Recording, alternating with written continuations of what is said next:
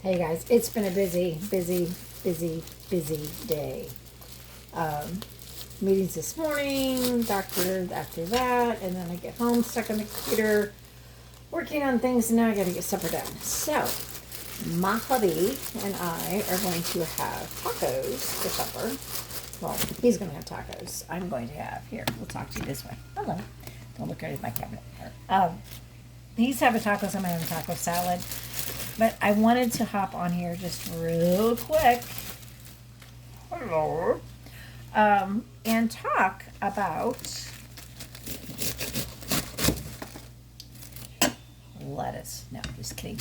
About how easy it is to incorporate meals when you have a family and you're all eating maybe a little bit differently. So, like, say, for me, I'm not eating these kind of taco shells. I will make my zucchini or cauliflower crusted tortillas. I can use them, make a taco if I want. But I just enjoy a taco salad. I usually don't use iceberg lettuce. I'll put my romaine in it, but tonight I'm going to use iceberg. So I use all the same ingredients that he has, except he puts it in a shell. I use it in a salad bowl. So there's ways to make changes in your nutrition really, really easy to eliminate some of the foods that you don't want to have, like the starchy carbs, the potatoes, sweet potatoes, even though they're really, really good, they are still high in starch. Will have sweet potatoes in a couple weeks. I will have sweet potato brought back in as part of one of my foods that I incorporate back in after eliminating all of these glycemic sugars and all of that glycemic store that's in my glycogen store, in my body.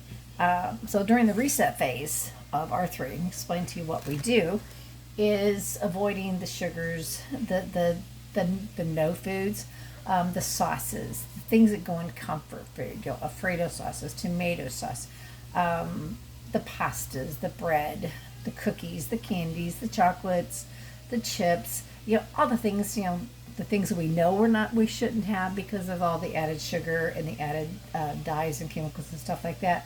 But at the same time, some of the really healthy vegetables and even like the whole wheat pastas and things like that, we want to just kind of do away from them because people do have a tendency to overeat. The rices, the noodles, all the different types of pasta, they're so easy to overeat and they're loaded heavy in carb. The carbs turn into sugar in your body, so extra calories, and really not a whole lot of protein and a whole lot of nutrition.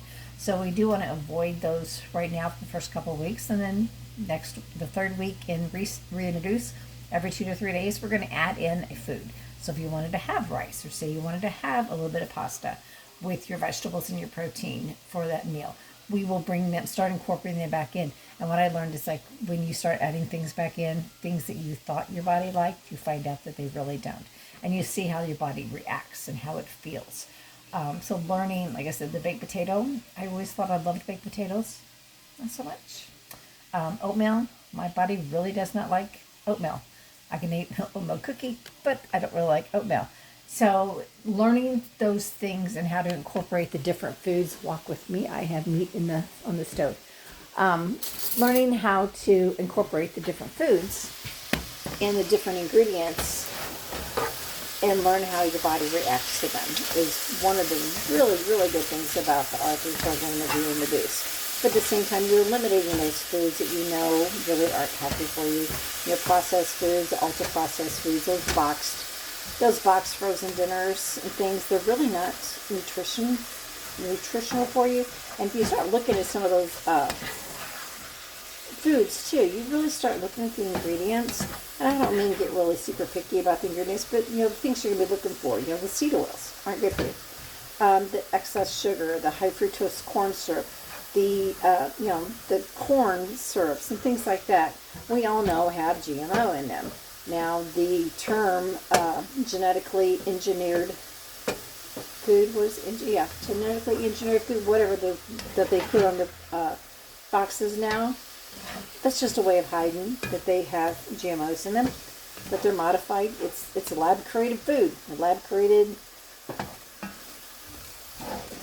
whatever, artificial sweeteners, synthetic made things.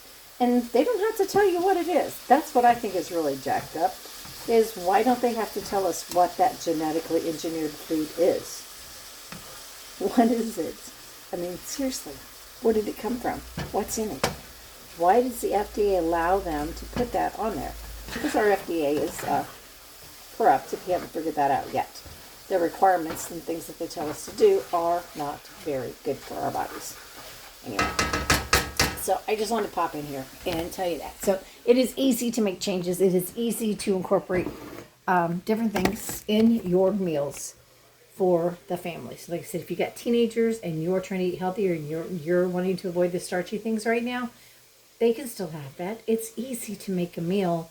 Like I will make the protein, and if I have to make sauces separate, I'll have a little thing of sauce for me.